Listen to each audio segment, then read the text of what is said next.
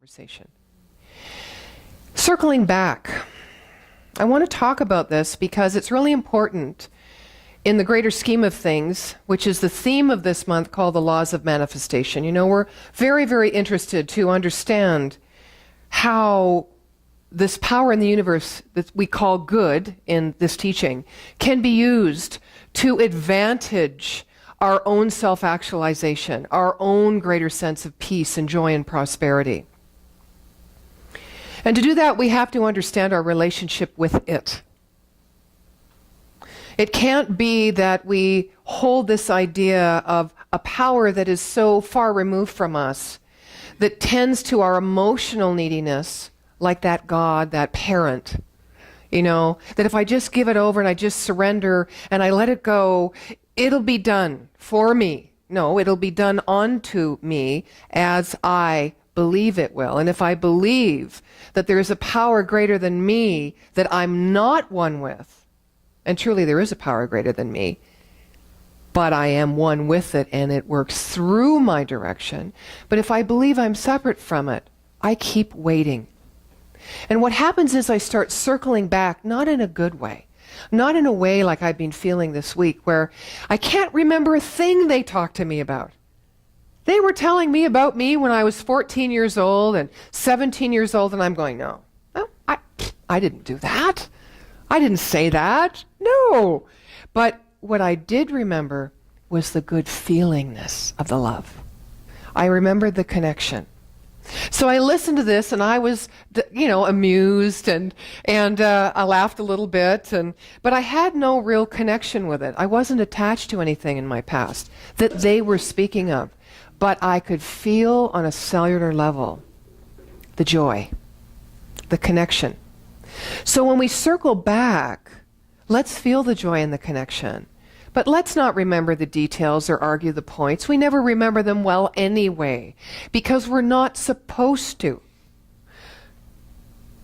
Living in the present is where we are to be. And we bring all of that with us. We bring everything with us. And we bring also our imagination. It's the critical mind, our intellect that we use to kind of break things down and circle back in the way where we go, oh, if I'd only done this, shoulda, woulda, coulda, etc., and so on. But it's our imagination and our dreams. It's that part of our own mind, one mind, two states, conscious, subconscious. The imagination and the dreams that find their place in our subconscious mind when we sleep, when we take a holiday, when we meditate, when we do spiritual practice, when we're with people and we're just feeling. Our critical minds aren't active then. They're not going, well, I don't know. I maybe should have worn green to this meeting. We don't do that. We feel. We're in a feeling space. So circling back can be an advantage in a way if we circle back to the love and the connection. And not circle back in a manner of trying to understand why it didn't happen, why it didn't work. What was I thinking? Why did this happen to me? If I had only done this, it's useless, wasted energy. Now, as I say that, in this teaching, we are asked to look for a cause to a subconscious pattern or belief system that is motivating us in a way that we're not aware of. So that when we find that cause, when we find that train or that mental atmosphere that Dr. Holmes talks about, we can name it, because now we know it, and then we can change it. We can't change it unless we name it. But you can see the problem that might set up. We're always looking for that thing that is deep within us so that we can change it so that we can have a better life.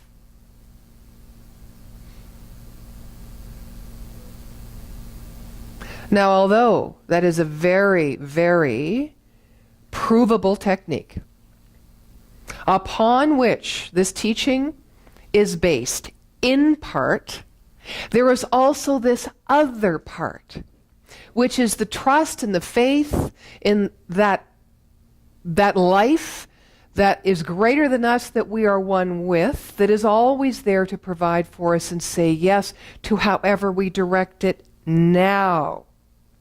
Now. So doesn't it make a little more sense, and doesn't it feel just a little better if we create this wonderful image? Religious science calls it a mental equivalent. But this wonderful image, this vision, where we can feel and bring all those wonderful feelings that we desire to feel in our life fully formed and present.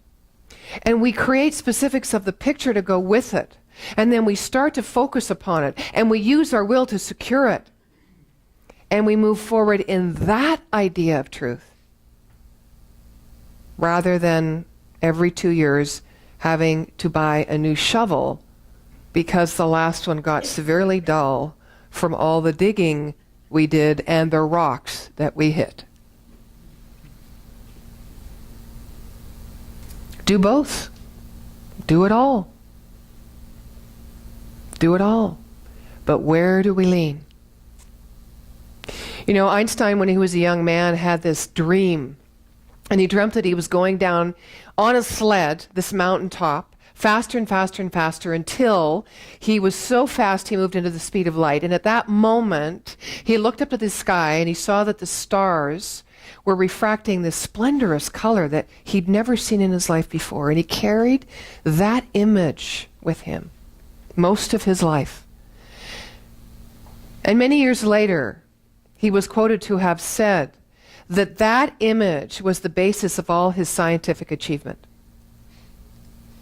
That that image alone was the foundation upon his theory of relativity. That image, it wasn't his critical thinking. It wasn't fact. It wasn't experiment in the real world, in the lab, or anywhere else. It was his imagination in the dream state.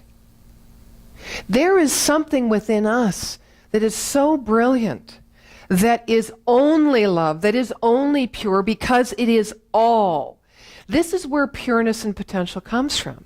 It comes from the allness and the force and the intelligence and the love of this energy of life of God that we are one with, that if we allow ourselves not to get caught up in the particular with our critical mind, but instead unleash ourselves by opening our hearts to the greater possibility of who we are, not who we're becoming, not who we were, but who we are right now, and allow ourselves, it takes trust and faith, does it not? Faith in something unseen, but yet it is who we are. So really all we're doing is trusting self, right? All we're doing is trusting life. There comes a point, I think, where we have to stop naming things, because as soon as we name them, we individualize them, right? We start focusing on the particular. Oh, this is this and that is that. Wait a minute, it is all the all. And somehow Einstein knew that. It kept his focus, because he kept meditating on this dream, to that which he had no reference for. He had no understanding of in his critical mind, but something within him was moving through him to show him the way. And what happened was, he gave the world insight into the universe. Like William Blake, the writer and the poet, gave the world insight into the soul of human life. Some of you may have been familiar with, because it came over the internet, a man named Paul Smith, who was born with a spastic cerebral palsy, who not only moved through the odds of life itself, but ended up becoming a masterful artist. And he left the world with this idea and this majesty of our own creative potential, despite any specifics or challenges in life. And he was known for his art, which he made with a typewriter. You may be cluing in now if you've heard of him. He died in 2009, born in 21. And he used to take his left hand to hold his right hand steady. And he had this penchant for not being able to hit one key, so he always kept the caps on. He kept the caps on, and he would use the symbols on top of the numbers, the symbol signs, so like the percentage signs and the the dollar signs, etc., to make his pictures. And over the years, apparently it was 7 decades he did this.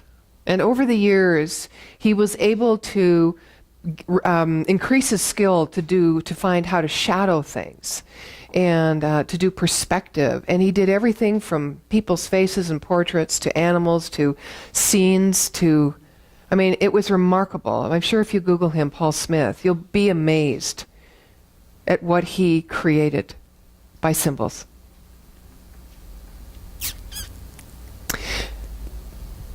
It's just within us. But as someone once said, our mind and our critical mind and our intellect, because we use it and rely on it so much because we need to know, because we need to be in control and we need to feel secure and stable, misses the potential, the creative potential of the intelligence, not our intellect, but the spiritual intelligence that's always gifting and giving itself. I want to share with you from a book that I'm reading now called Sacred Selfishness. It's written by Bud Harris, and he quotes a man named Sam Keen. Some of you may have heard of him. And Sam wrote a book called To a Dancing God. And this is quite an insightful passage. It's a passage that is entitled Dialogue with Fear. So Sam Keen says, I wish I could begin by saying, damn you, fear, leave me alone. But honesty demands that I address you as dear fear. For you have been with me most of my life. Now I want to understand why I'm attracted to you and did not banish you long ago. Fear responds, I'm glad you are willing to admit that we are reluctant friends. It has taken me some years to get you to confess that you are a hesitant lover of what you pretend to despise. What a capacity for self-deceit you have. Pretending that I was somehow your fated enemy. Or, to be specific, that I was an unconscious legacy from your parents. Such transparent nonsense. I am your fate. I am at least a fate you have chosen and nurtured. It is not without your consent and satisfaction that we have been together all these years. You might have lived in conversation with love. You might have lived in conversation with courage or creativity or desire or fame, but no, you have kept me around. So, don't try to disown me. Sam Keen says, okay, you have me.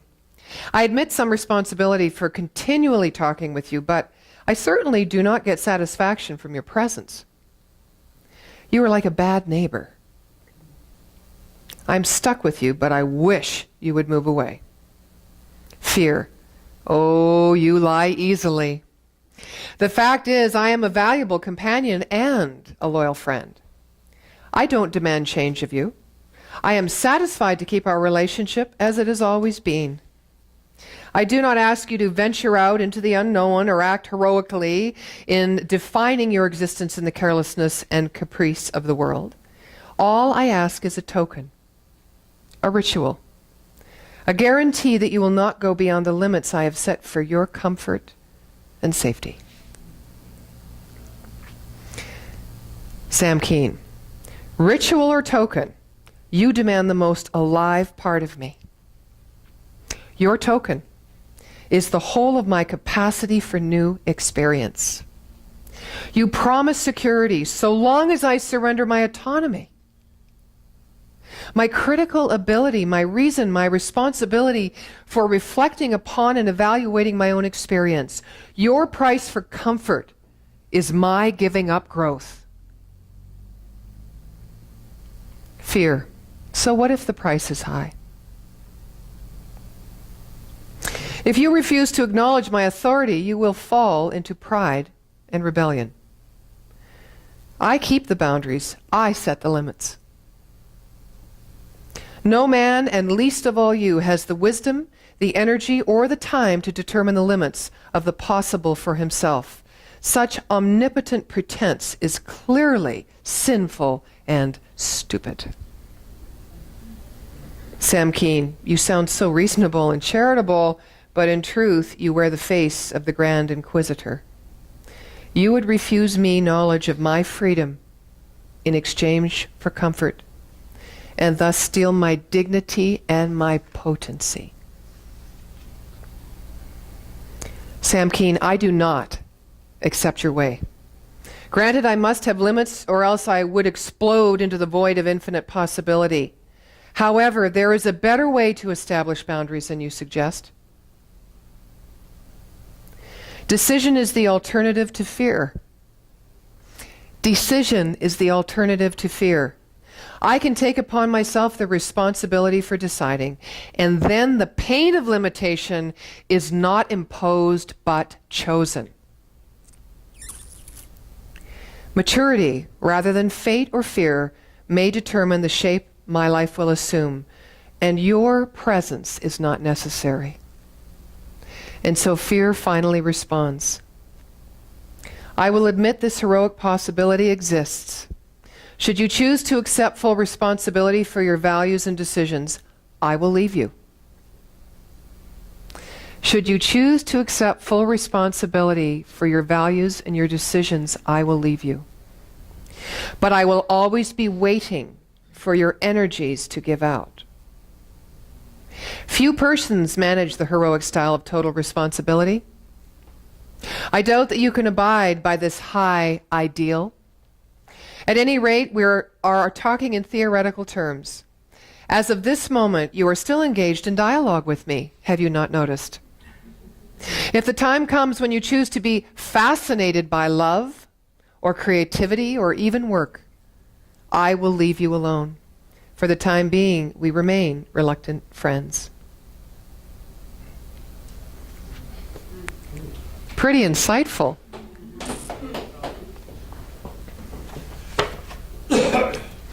So I guess what I want to say is, and I say this to myself, as I say it to you, where are you reluctant friends with yourself?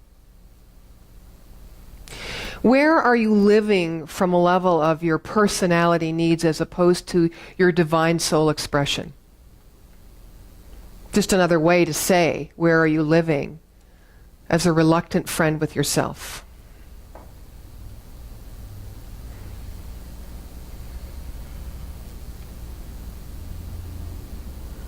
I put forward today this idea, a little bit of this idea, of the difference between critical thinking and imagination.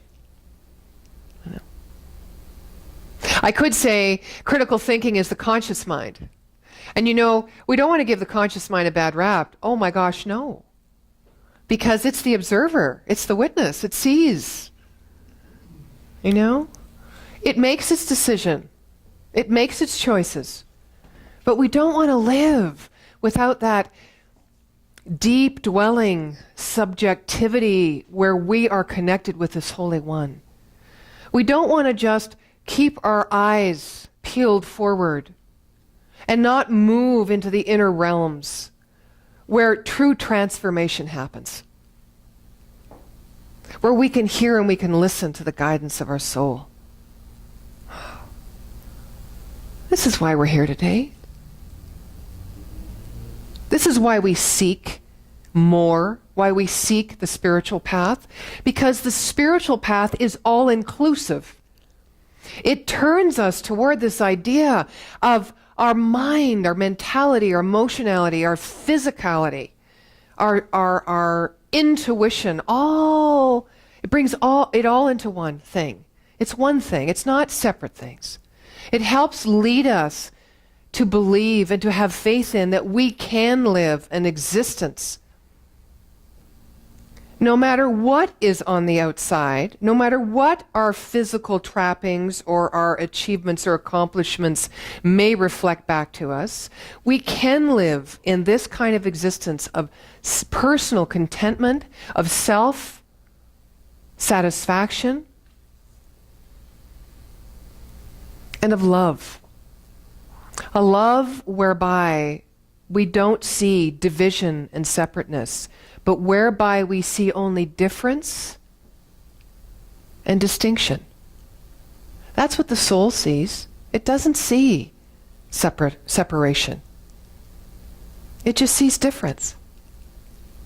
And there is a difference. Okay?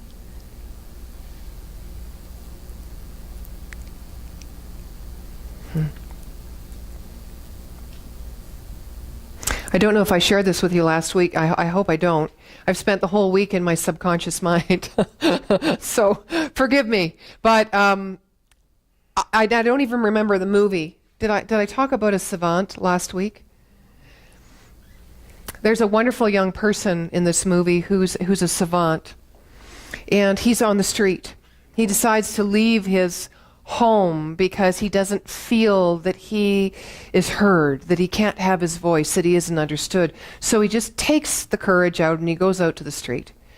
And he is fascinated by the street musicians. And he spends a lot of time hanging around those people.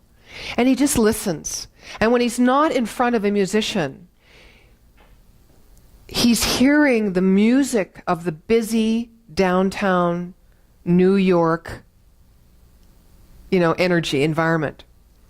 And he hears, it's kind of like that group called Stomp. I don't know if any of you have been, where they take garbage can lids and keychains and just all the natural things that we have every day at our fingertips, and they make music. And so, quite often through the movie, we, as the viewer of the movie, are hearing what he hears in his head about how all these odd things that you'd never think have any relationship to one another move together in this beautiful harmony and this sound. And at one point in the movie, the narrator's voice comes over top of our visually witnessing him on the screen. And he says he is an open channel for the transference of glory. Because he sees nothing. He hears nothing. He senses nothing as separate. He knows one thing is going on, and it's called music. And it lifts his soul so that he lives from his soul. So this day, when you are circling back, don't circle back with a critical mind. Circle back with your sensory perception. Feel love and connection. Or don't go there. Instead, circle back to this beautiful divine emanation, this God, this livingness that is living through you. Always remember, circle back to the remembrance of who you truly are, right here, right now. Because each one of us is born to transcend this personality idea, not deny it, not get rid of it, not suppress it, but transcend it, meaning to include the divine emanation of our soul's expression. So this day, ask, where are you a reluctant friend to yourself?